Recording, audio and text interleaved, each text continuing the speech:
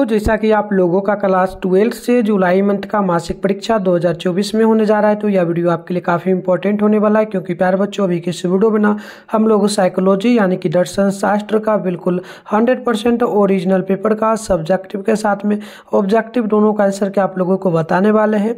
तो देखिए प्यारे बच्चों, यहाँ पर आप लोगों का विषय कोड 320 रहेगा, टाइम 1.5 घंटा का दिया जाएगा, टोटल 50 नंबर का एग्जाम होगा। तो चलिए बिना देरी करते हुए हम लोग आगे बढ़ते हैं। प्यारे बच्चों, यहाँ पर देखिएगा सबसे पहले सेशन ए में जो है ना 1 से लेकर के 30 तक प्रश्न पूछा है, जिसमें से आपको किन्हीं 25 प्रश्नों का ही जवाब देना होगा। तो चलिए आगे बढ़ते हैं प्यारे बच्चों। तो आप लोग ना एक एक क्वेश्चन को नोट करिएगा। पहला क्वेश्चन है, स्ट्रेट के बाद किस शब्द की उत्पत्ति लैटिन भाषा के किस शब्द से हुई है? तो आप पहला का नोट करेंगे, ऑप्शन इसका ए हो जाएगा सिट्रिक्स शब्द से। तो राइट आंसर पहला का ए नोट कर लीजिएगा। 2 नंबर क्वेश्चन है, प्रतिबल की विपरीत अवस्था को क्या कहा जाता है? तो 2 का ऑप्शन नंबर बी होगा शिथिलीकरण हो जाएगा। तो ऑप्शन नंबर 2 का बी नोट कर लीजिएगा।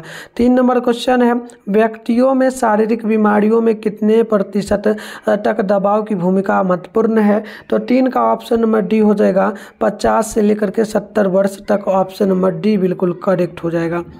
चलिए आगे बढ़ते हैं। क्वेश्चन नंबर यहाँ पर देखिए प्यारे बच्चों, प्रश्न क्या बोला आपसे, ध्यानपूर्वक देखिएगा। 4 नंबर है, शारीरिक एवं चूंकि संवेगात्मक तथा मनोविज्ञान परिशांति की अवस्था को क्या कहा जाता है? तो आप नोट करेंगे 4 का ऑप्शन नंबर बिल्कुल यहाँ पर ए नंबर जो है ना करेक्ट होगा, टर्न आउट। तो ऑप्शन नंबर आप लोग क्या नोट करेंगे, टर्न आउट, यानी कि ऑप्शन ए बिल्कुल करेक्ट होगा।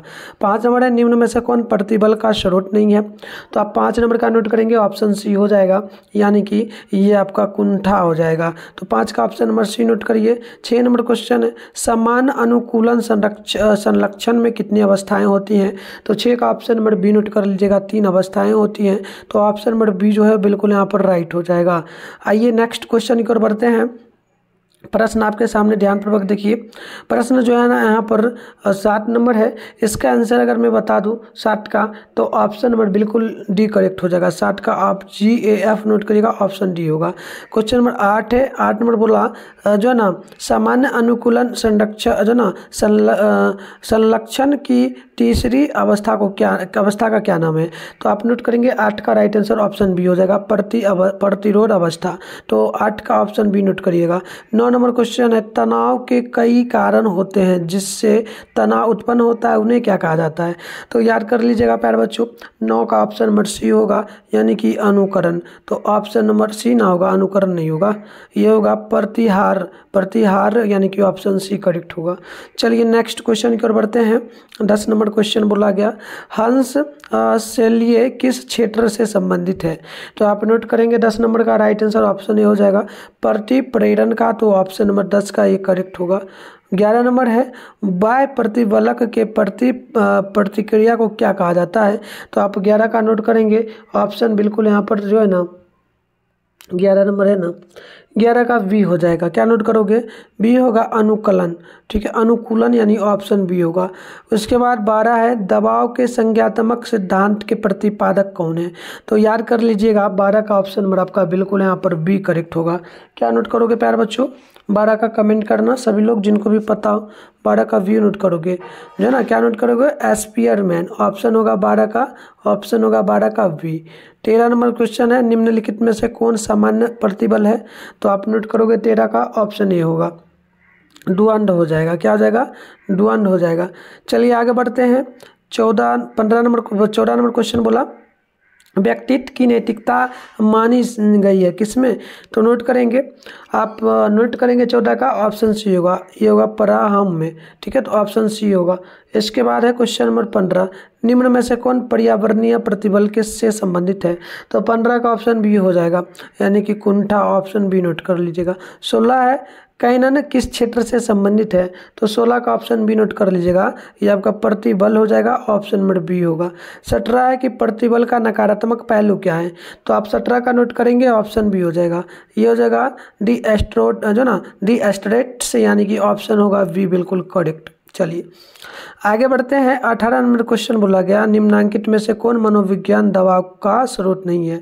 तो आप याद कर लीजिएगा 18 का जो है ना आंसर मुझे नहीं पता है, छोड़ दो इसको। 19 नंबर सामान्य अनुकूलन संरक्षण उत्पन्न करने में 3 अवस्थाओं का सही अनुक्रमण क्या होगा? तो आप नोट करेंगे ना, 19 का, तो ऑप्शन डी होगा। ये आपका प्रतिरोध, चेतावनी एवं परेशान थी, तो ऑप्शन डी होगा। चलिए फिर आगे बढ़ते हैं।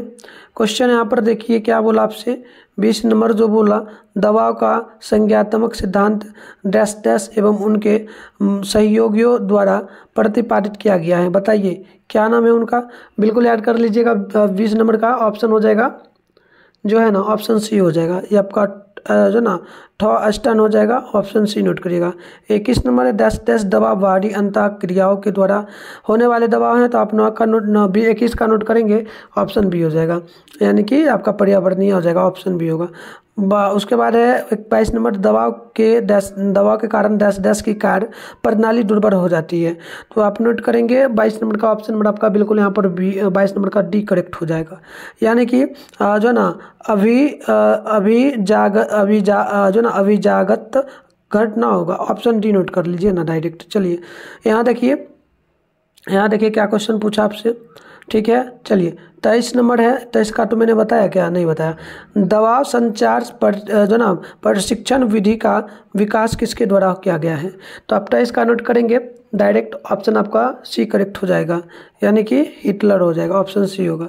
24 है, रेजा रस तथा फोकमैन ने दबाव का सामना करने हेतु कर संकल्पना का निर्माण डैश डैश के रूप में किया गया है, तो आप 24 का नोट करेंगे, ऑप्शन ये हो जाएगा, गत्यात्मक प्रक्रिया, तो ऑप्शन नंबर ए बिल्कुल यहाँ पर राइट हो जाएगा। आइए नेक्स्ट क्वेश्चन देखते हैं। 25 नंबर प्रश्न बोला, डैश डैश ने दबाव का सामना करने हेतु 3 जो है ना युक्तियाँ या कौशल बताए हैं, तो आप नोट करिए 25 का राइट आंसर, ऑप्शन बिल्कुल क्या हो जाएगा, 25 का ऑप्शन नंबर सी होगा, यानी कि स्पीयरमैन। सबसे पहले मैं आपको आंसर की डाउनलोड करने के बताऊंगा, अभी सब्जेक्ट प्रश्न वगैरह भी दिखाऊंगा, ठीक है। चलो पहले ये अच्छे से पढ़ूंगा, बट उससे पहले आंसर की कहाँ मिलेगा ये आपको बता देता हूँ। जो आंसर की डाउनलोड करने के लिए सबसे पहले अपने फोन में गूगल को ओपन करके सर्च बार के आइकन पे क्लिक कर लीजिए और यहाँ पर मिठुन स्टडी सेंटर सर्च कर लीजिए, ठीक है। चलिए फटाफट से करते हैं सर्च, क्या करिएगा, मिठुन स्टडी सेंटर। जिस चैनल पे वीडियो देख रहे हो ना, चैनल का नाम है मिठुन स्टडी सेंटर, गूगल में आकर के मिठुन स्टडी सेंटर बोल दो ना, सर्च करोगे आ जाएगा। फिर ऊपर करोगे फर्स्ट में देखो आपके सामने मिठुन स्टडी सेंटर का ऑफिशियल वेबसाइट मिलेगा, मैं आपको जूम करके दिखा दूँ, ये रहा, इस पर आप लोगों को क्लिक कर लेना। जैसे क्लिक करोगे इस प्रकार से इंटरफेस ओपन हो जाएगा। अब आपको ज़्यादा कुछ नहीं करना है, आराम से स्क्रॉल डाउन करना है, नीचे आना, नीचे आओगे तो देखना क्लास 12 का सेशन आपको यहाँ पर देखने को मिलेगा, तो आइए आराम से स्क्रॉल डाउन करिए, नीचे आइए, ठीक है। चलिए ये रहा क्लास 12 का सेशन, यहाँ पर देखिए बिहार बोर्ड क्लास 12 जुलाई मंथली एग्जाम लिखा है, इस पर क्लिक कर लो।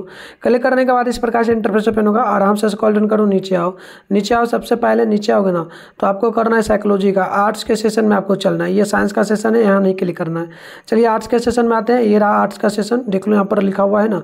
अब चलो नीचे आओ, जो भी सब्जेक्ट का डाउनलोड करना, देखो साइकोलॉजी का यहाँ पर, ये सोशोलॉजी है ना, फिलोसफी है ना, इसका नहीं करना है। देखो ऑल सब्जेक्ट का मिलेगा, सोशोलॉजी, साइकोलॉजी, इकोनॉमी मतलब हिस्ट्री, सारा सब्जेक्ट का, और पेपर भी मैं अपलोड करूंगा सारा का, तो आप कमेंट भी हमें करना। चलो साइकोलॉजी देख लो, साइकोलॉजी के सामने डाउनलोड लिखा है, इस पर क्लिक कर लो। क्लिक करने के बाद इस प्रकार से इंटरफेस ओपन होगा, देखो नीचे इस प्रकार से स्क्रॉल डाउन करके आओगे ना, इस प्रकार से आराम से आना है, नीचे आओगे तो देखना आपके सामने प्यारे बच्चों जो है ना, यहाँ पर ऑब्जेक्टिव का आंसर की देखने को मिल जाएगा। आप इसे लिखना चाहो तो लिख लो, फिर नीचे आओ, यहाँ पर सब्जेक्टिव प्रश्न का आंसर की मैं कुछ ही देर में डालूंगा, ठीक है। अब देखो आप लोग ना रिफ्रेश करना, आपको नहीं दिखेगा, करना क्या, मैं जैसे ही कुछ डालूंगा तो ये आपको पीछे वाला दिखेगा, पेज को नीचे को खींच के रिफ्रेश कर लेना, जब भी आओ तो पेज को रिफ्रेश कर लेना, रिफ्रेश करना, फिर नीचे आओगे ना, नीचे आना, फिर आपको आंसर की मिलेगा, ठीक है। तो मैं यहाँ पर डाल देता हूँ बस कुछ ही देर में, आप लोग चैनल को सब्सक्राइब करके रखो प्यारे बच्चों, मैं कुछ ही देर में सब्जेक्टिव आंसर भी डाल दे रहा हूँ, ठीक है ना। चलिए फिर आगे बढ़ते हैं। उससे पहले एक चीज़ बता दें, आप लोग ऑब्जेक्टिव का अभी नहीं लिखिएगा, सब्जेक्टिव प्रश्न जब डाल दूंगा ना उसके बाद ही दोनों का एक साथ लिख। चलिए आगे बढ़ते हैं प्यारे बच्चों, ठीक है ना।